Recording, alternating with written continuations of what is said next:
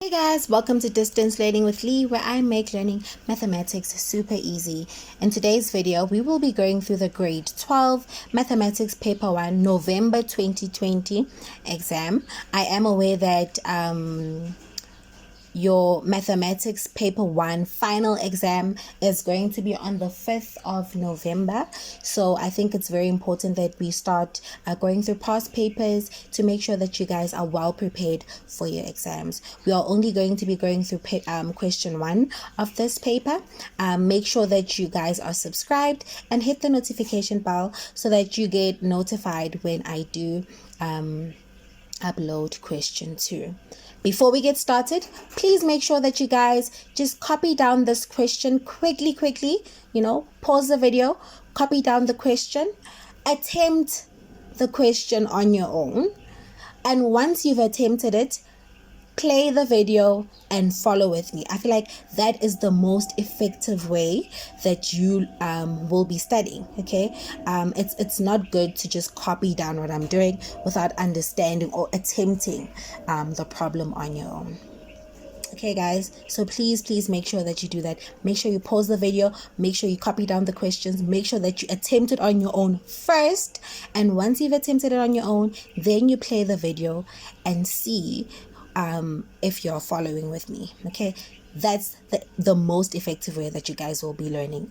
Okay, so we're gonna get started, guys, with the question 1. It covers your algebra, your equations, and your inequalities. So that's what is covered in your question 1. So that's what we're going to be doing. I'm also going to be sharing a link to the videos where I've done the quadratic formula and just how you're supposed to factorize a quadratic equation, for in case you guys have forgotten.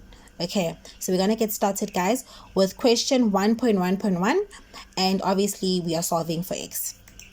Okay,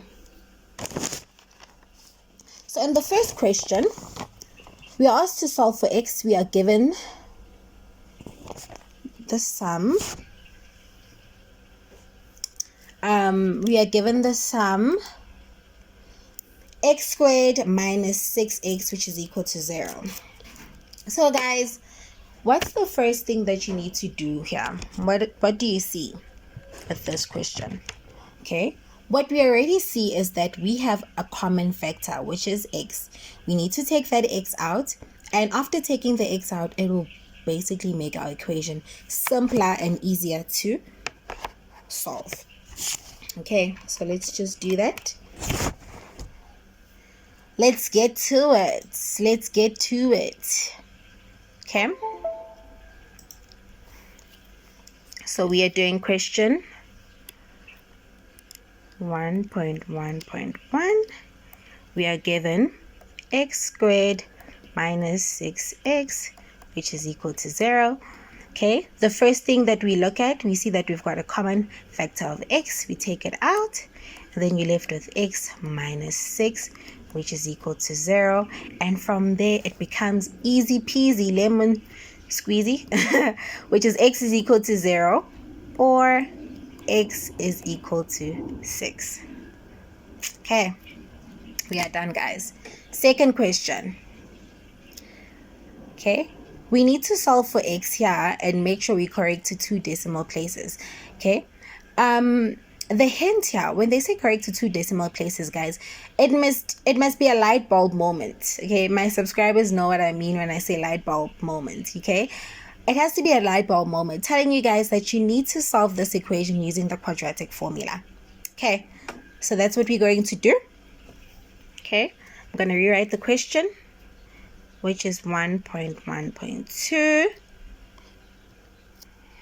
Okay, and then you've got x squared plus 10x plus 8, which is equal to 0. Okay, so we're using the quadratic formula to solve this, and with the quadratic formula, we know that the equation needs to be in its standard form. We can already see that it is in its standard form. Next thing that we need to do when working with the quadratic formula is we need to know which is a, which value is a, which value is b, and which value is c. Okay, so the a value is the value, that is before the coefficient x squared, so that is 1. The b value is the coefficient of x. The coefficient of x is b, which is 10. And your c value, c for constant, which is the positive 8.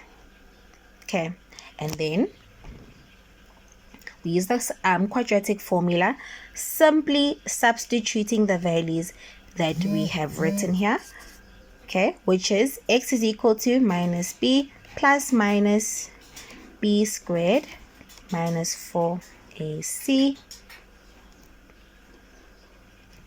all over 2a. Okay, you substitute. What is our b? Our b is 10, so it's minus 10 plus and minus square root of your b, which is 10, all squared minus 4.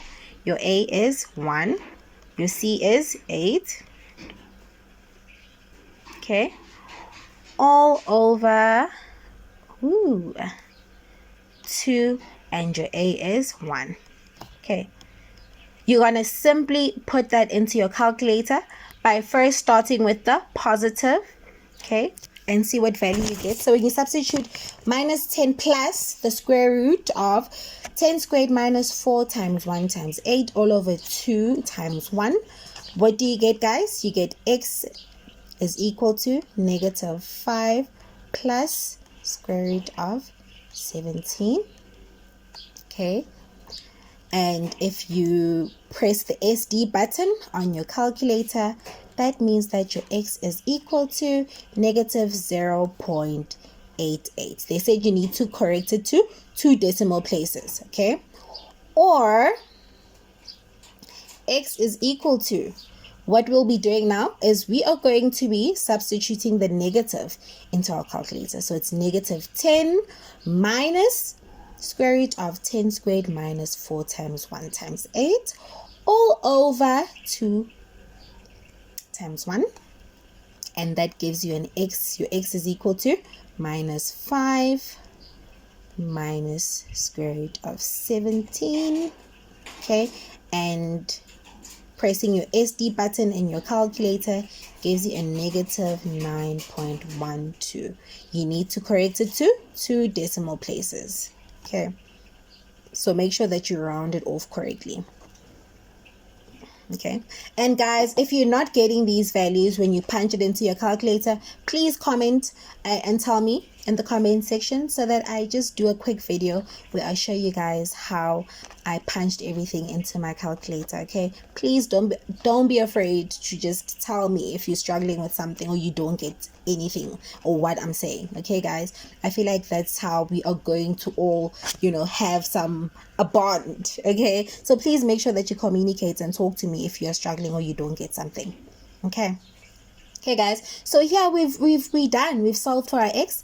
Our x is equal to negative 0.88, or our x is equal to negative 9.12. Okay, we are moving on, guys. Okay, moving to question 1.1.3, where you obviously still need to solve for x, where you're given 1 minus x and then times it by x plus 2, and that is less than 0. Okay, so here, okay, we need to be alert again, okay, because this question is completely different from the previous questions that we've been doing. Why is it different? It's different because we are working with an inequality sign here.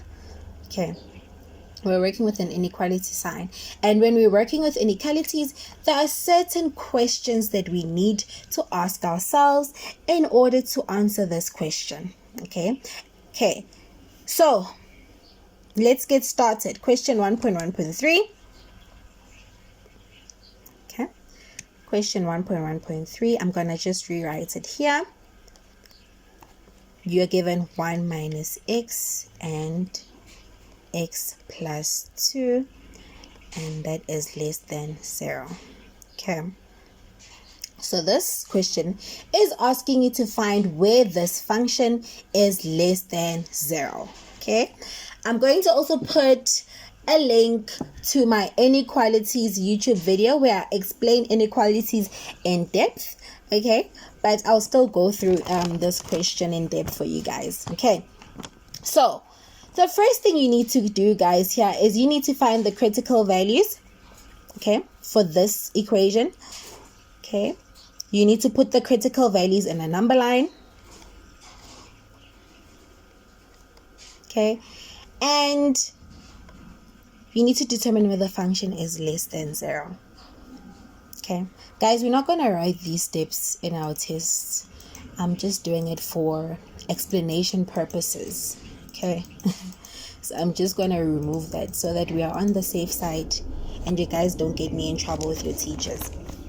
Okay, first thing we're going to do is we are going to write or find the critical values. Please forgive the airplane that is passing. Okay, we're going to find the critical values. So how do you find the critical values? By just simply solving for x. So we got 1 minus x obviously is equal to 0. Okay. And x plus 2 is equal to 0. Guys, you solve for x. When you solve for x, your x is equal to 1. And your x is equal to -2. So these are our critical values, okay? Once we found our critical values, we need to put these critical values on a number line, okay? I'm going to put them on a number line. Okay, so that's my number line. We've got a -2 and we've got a 1, okay? Okay, and then your -2 goes on this side and your 1 goes on that side, okay? It is less than 0, so it's just an open circle and an open circle, right? So you've put our critical values on a number line and you've put your open circles on top of your critical values, right? And now we need to determine whether the function is less than 0.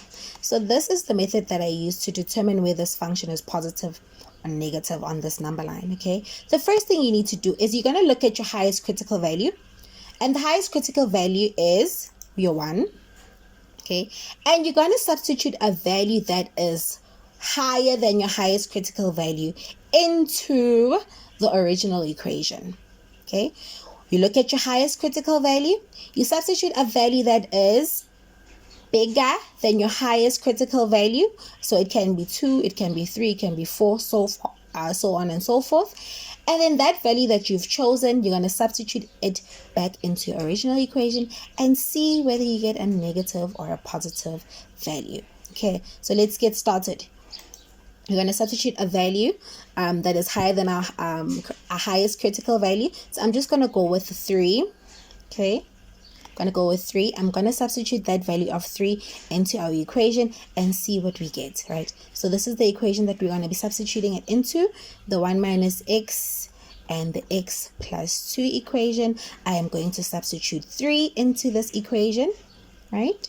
And see what value I get. Okay, and then what value do I get, guys, from substituting the 3 into our original equation? Okay, I get a -10. Okay, so what does this -10 tell us, right?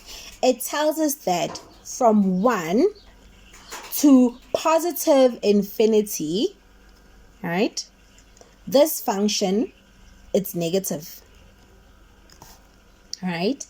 And then since we found this negative sign here, we can simply just alternate our signs between the critical values, okay? And we can do this because we don't have a repeated root in our question, okay? We don't have a repeated root in our question, right? So when we don't have a repeated root in our question, then we can use this method, okay, where you just substitute a value that is higher than your highest critical value, okay, and then you find what that value gives us, whether it's a positive or a negative. When you find that it gives you a negative, right, then you alternate between negative, positive, negative, right? And then from there, it's easy, okay? You can just simply solve the equation, okay?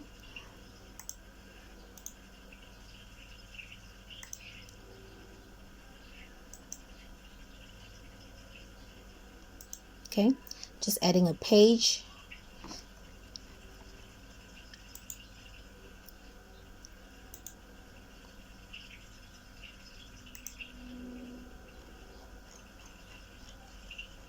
Oh, wow. Okay, cool. Right, so we found that that is how our number line is supposed to look like, meaning that, right, this function, I'm going to do this in red so you guys see what I'm doing here. The question is asking us, where is this function less than 0?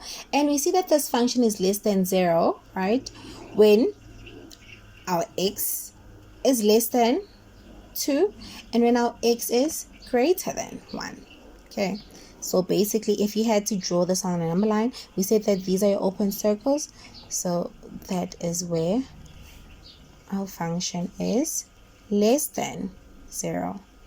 Okay, if you had to do it in interval notation, I'm just doing this for learning purposes. If you had to write this answer in interval notation, right, I'm doing this in red. Okay, you would say that this function is less than 0 from negative infinity to negative 2 in union with 1 to positive infinity. Okay, but looking at how the answer is written in your guys' memo, okay, this is how you're supposed to write your answer. So this is your answer. The function is less than 0 when your x is less than negative 2 or when your x is greater than 1. Okay, that's how they want you guys to answer your question. All right, guys, we are going to move on to question 1.1.4, where you're given the square root of x plus 18, which is equal to x minus 2. Okay, right, this is also a bit different. Why is it different? Because it's not in our usual standard form. We need to work our equation a bit to get it to where we want it to be so that we solve for x. Okay, I'm just going to rewrite the question. You're given 1.1.4, okay, where you're given x plus 18, and that is equal to x minus 2. So we need to work this a bit, okay, so that we already see that, guys, we're going to have a quadratic equation, and we're either going to use the quadratic formula or simplifying our quadratic equation using factorization. Okay, so what can we do here? What we can see, guys, I'm going to do this in red, is that we can square both sides so that we get rid of this square root, because this square root is just complicating our lives. It's complicating our lives, and we don't like our lives complicated. Okay, so we square both sides so we can get rid of the square root on this side, and we're going to be left with x plus 18, which is equal to x minus 2 all squared. Now we're getting somewhere. Now we know Oguti. Okay, we can simplify this further. Okay, so we're going to have x plus 18, which is equal to, this is what you're supposed to do, x minus 2, right? X minus 2, right? This is your repeated root. So it's going to be x plus 18, which is equal to, guys, just for time purposes, right, we can simply move from this stage to this stage without having to write out our brackets like this. So that what you can do to just make things faster, you square the first term, which is x squared, right? You multiply these two terms together, which is minus 2, right? So we keep the sign. You multiply these two terms together, right, which is 2x or minus 2x, and you double it. So minus 2 times 2 is 4x. And then you square the last term, which is positive 4.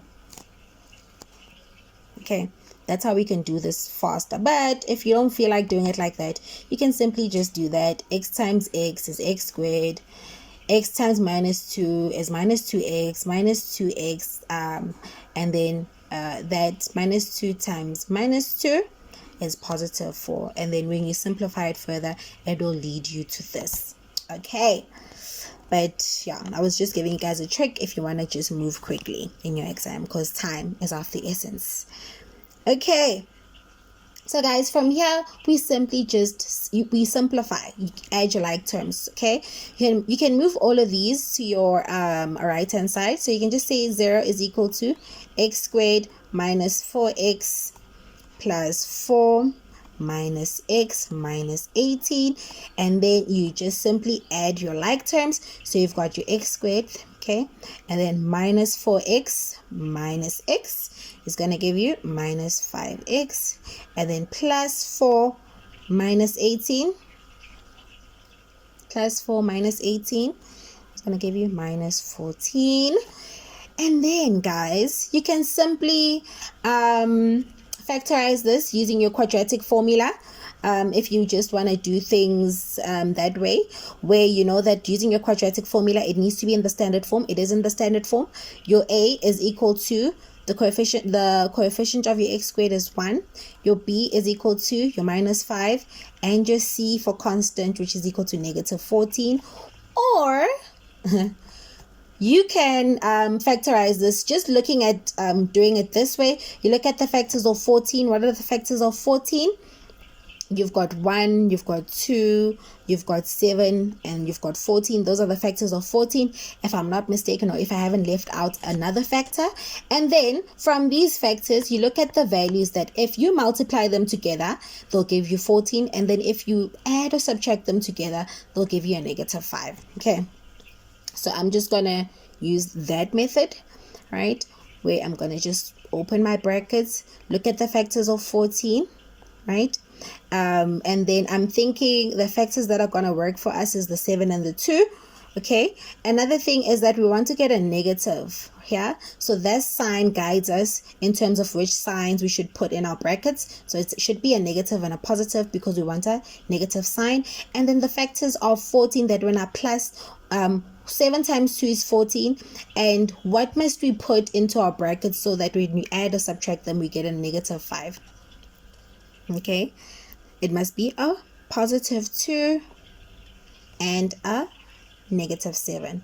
If you take your calculator quickly and check, when you substitute, when you say negative 7 plus 2, you get a negative 5, and when you take negative 7 multiplied by positive 2, you get a negative 14. And then if you distribute that, you can just simply see that it will give you it will take you back to the standard form.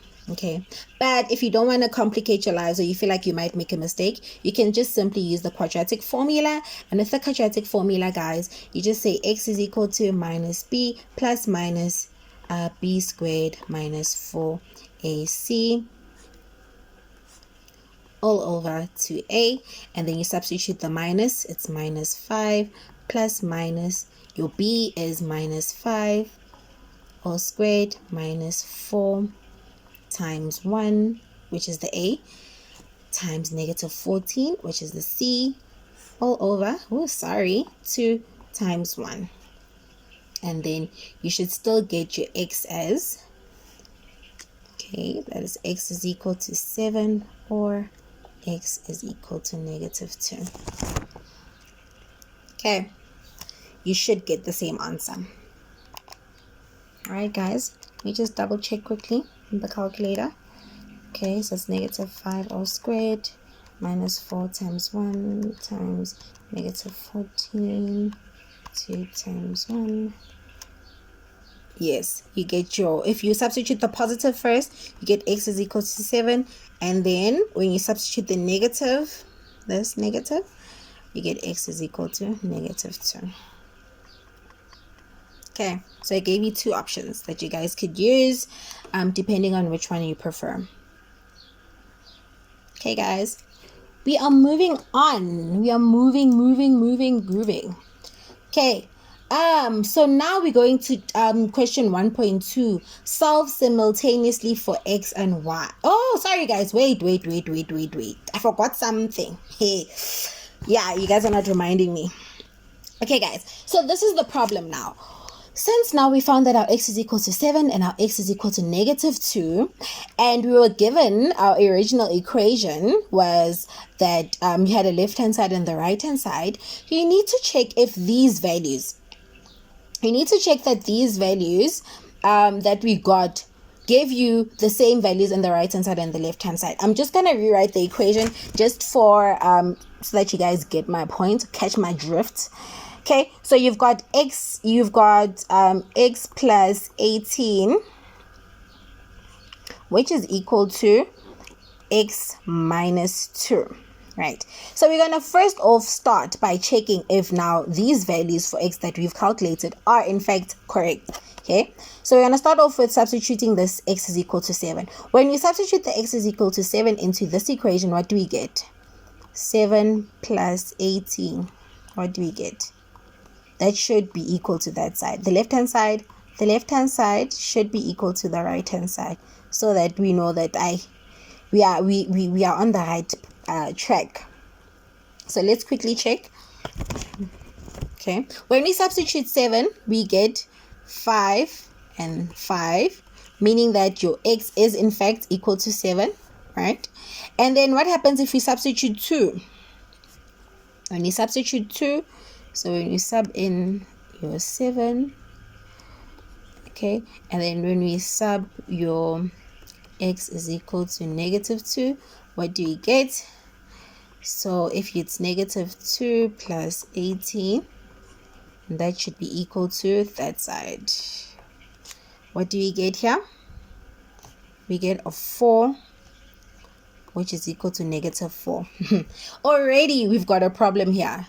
Okay, your left-hand side is not equal to your right-hand side. Therefore, your x cannot be equal to -2. So you get a mark for just seeing that. Okay, you get a mark for seeing that in your test.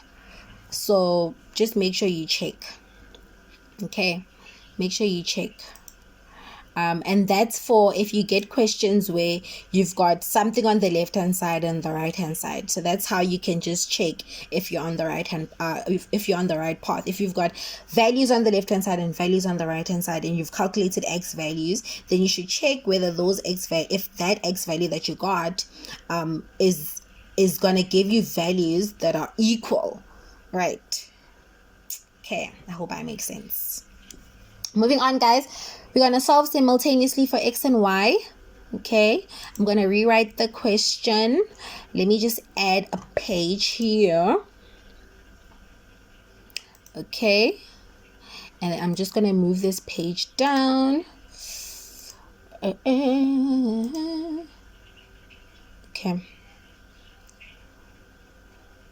Yeah, no, you see that technology is showing me flames. Okay, it's fine. Let's leave it like that. Okay, guys, so we're going to go to 1.2. I'm just going to rewrite the question. We are given 1.2. We are given your x plus y, which is equal to 3, right? And you're also given 2x squared plus 4xy minus y, which is equal to 15. Okay, so we're given two equations and we need to solve for the x and for the y simultaneously. Okay, so what we can do is from here we can write this equation in terms of x is equal to 3 minus y, and we can call that equation 1, and this will be our equation 2. And then from here we are just going to substitute the equation 1 into our equation 2, and we are going to solve. Okay, so that's basically what's going to happen. Okay, I hope you guys are following with me. I hope you guys are winning. If you did pause the video and work through this question on your own first. Okay, so you're gonna start. So where you're gonna see an x, so we're gonna have our equation 2, which is 2x squared plus 4xy minus y, which is equal to 15. Where you're gonna see your x, you are going to substitute you're going to put your 3 minus y. Where you see x, you're going to put 3 minus y. Okay, so it's going to be 2. Where you see your x, you're going to put your 3 minus y all squared plus 4. Your x is 3 minus y, times it by y minus y, which is equal to 15. Okay, you simply distribute your brackets, you simplify. So square your first term, which is 9. You multiply these two terms together, which is obviously the negative stays there, and you double. So it's 3 times your negative y is negative 3y, negative 3y, and that doubled is negative 6y. And then you square the last term, which is y squared. Okay, or you can simply just write out the brackets and just distribute. Okay, if you're not feeling this method. Okay, plus, right, this y can simply move to the front, right, and that is like you saying your 4y multiplied by, I'm just rewriting this, 3 minus y, which is equal to 15. I've just I felt like I should rewrite that so you guys see what's happening. Okay, we're going to continue to just simplify this further. 2 times 9 is 18 minus 6, 2 times minus 6y is minus 12y plus 2y squared. 2 times positive y squared is positive 2y squared plus 4 times 3 is 12y. 4 times 4y times negative y is minus 4y squared minus y, which is equal to 15. Okay, then guys, you simply add your like terms, right? Adding your like terms is your positive 2y minus 4y. Okay, positive 2 minus 4, what does that give you? Minus 2y gives us a minus 2y, y squared, and then you've got a negative y, negative 12y, and then you've got a positive 12y, and you've got a negative y, meaning that you'll be left with a negative y, and then you've got a 18 minus 15 because it moves to that side. Okay, so positive 18 minus 15 gives us positive 3, and that is equal to 0. Okay, and then guys, you can simply solve this using your quadratic formula because it is in its standard form. You can simply take out this negative, or you can just substitute it as it is into your quadratic formula. Okay, we know that this is our a, so a is equal to negative 2, our b is equal to negative 1, and our c is equal to 3, c for constant. Okay, it's positive 3. Then you substitute that into your quadratic formula. Y is equal to negative b plus minus b squared minus 4ac all over 2a. You substitute the values. Minus your b is minus 1 plus minus your b, we said it's minus 1 all squared minus 4. Your a is minus 2. Your c is 3. Okay, all over 2. Your a is negative 2. Okay, punch that into your calculator. What do you get? You get your y is equal to negative 3 over 2, or your y is equal to 1. Okay, started with the plus. Okay, and when I started with the plus, it gave me negative 3 over 2. And when I went on to the minus, it gives me the 1. It gave me the 1. Okay, now that we found our y values, we're going to have to substitute these y values into our equation 1. Okay, so we need to substitute these values into this equation so that we get what the x value is. Okay, this is nice, guys. This question, nice things. Okay, So in equation 1, we said that x is equal to 3 minus y. Remember, that was our equation 1 when we wrote it in terms of x. Okay, and then we're just simply going to substitute. So we're going to substitute the negative 3 over 2. So it's going to be 3 minus negative 3 over 2. What do we get? We get our x as 9 over 2. And then when we substitute your y, which is 1, what do we get? 3 minus 1. We get our x to be equal to 2. Okay. And then, guys, same thing here. We can check quickly if you've got time.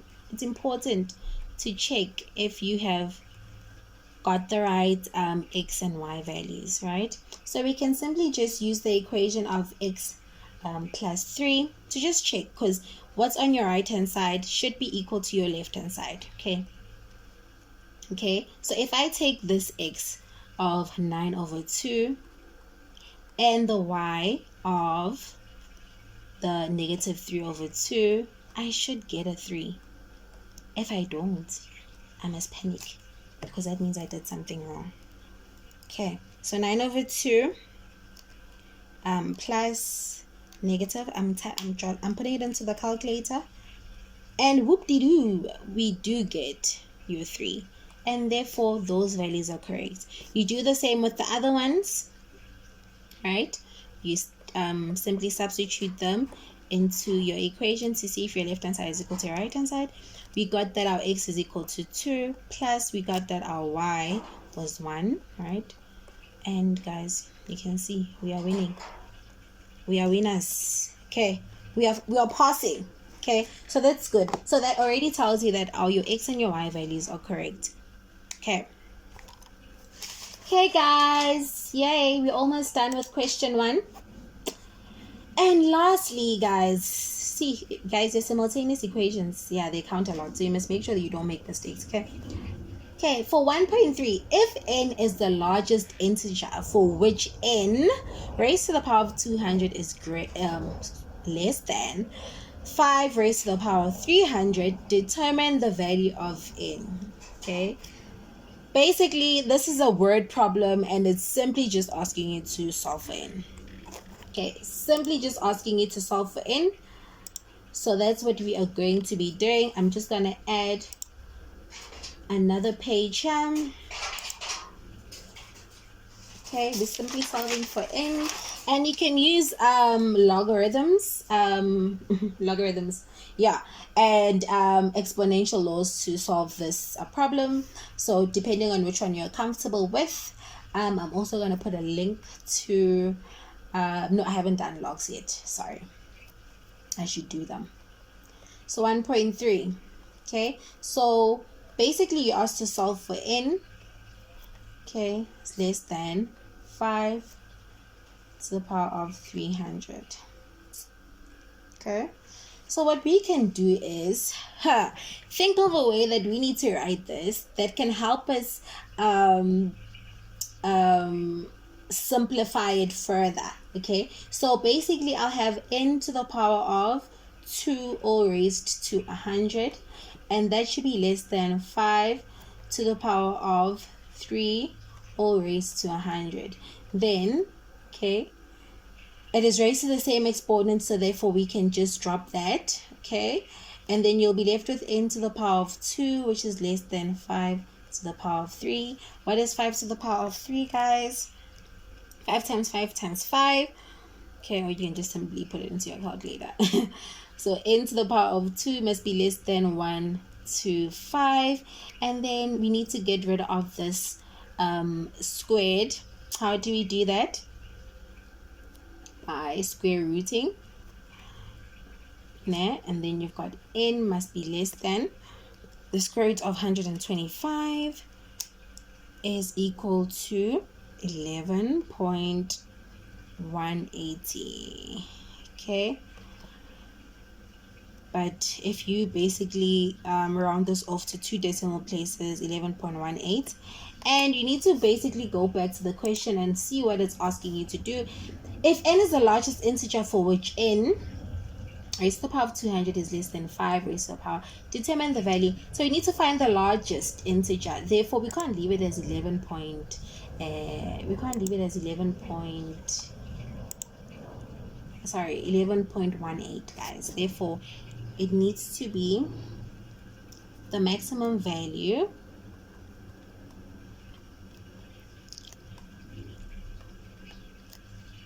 is 11. All right. Okay, guys. So that's it for your mathematics paper 1 past paper that was written in November 2020. Please make sure that you're subscribed to the channel. Please make sure that you hit that notification bell, and please, guys, like and comment, suggest videos, tell me what you guys want me to do, what you guys are struggling with, and we will do it on the channel. And yes, guys, thank you so much, and I'll see you guys on my next upload. Goodbye.